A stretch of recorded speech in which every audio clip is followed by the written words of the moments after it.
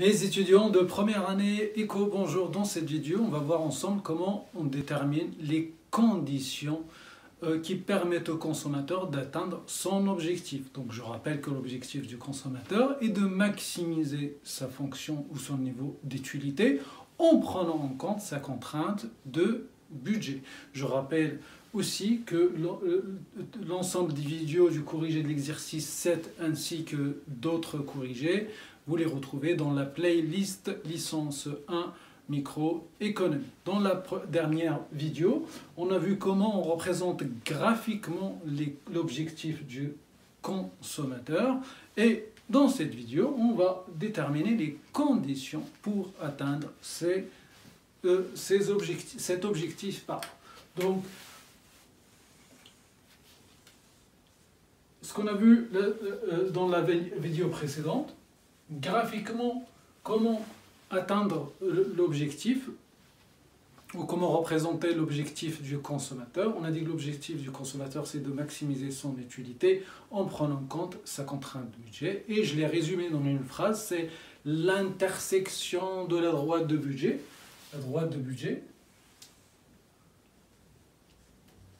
R sur P de X, parce qu'il y a ici X, et ici R sur P de Y, parce qu'il y a Y. Et on a dit c'est l'intersection de la droite de budget avec la courbe d'indifférence le plus éloigné. Avec la courbe d'indifférence le plus éloigné. Et on avait trouvé quelque chose comme ça, et on a dit que ça, c'est le point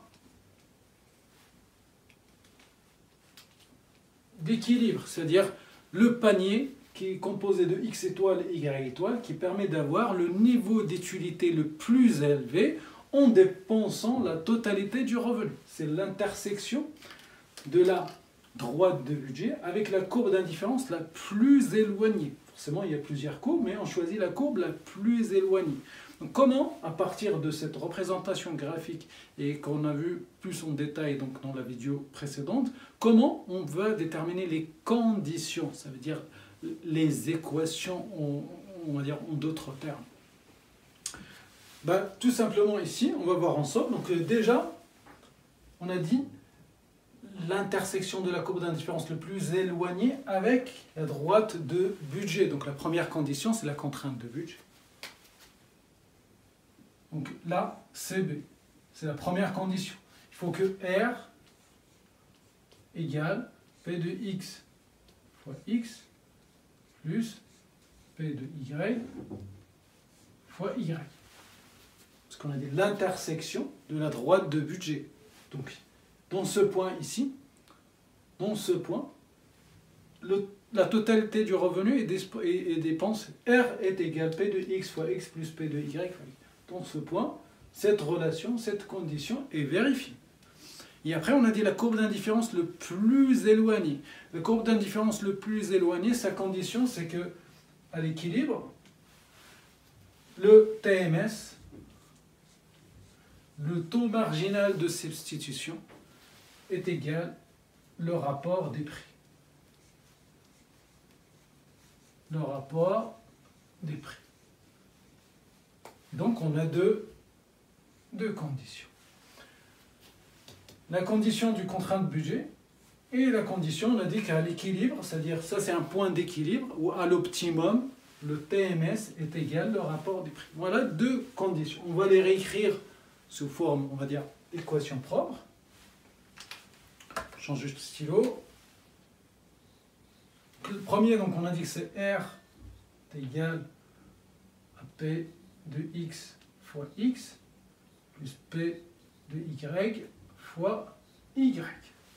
Ça, c'est la première équation, la contrainte de budget doit être satisfaite.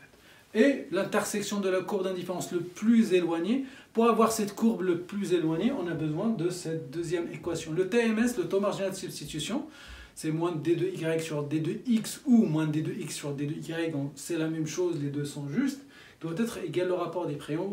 Il y a aussi une deuxième formule de TMS, c'est en fonction de l'utilité marginale, vu qu'on a la fonction d'utilité, c'est l'utilité marginale de X sur l'utilité marginale de Y, ou l'utilité marginale de Y sur l'utilité marginale de X, les deux sont justes.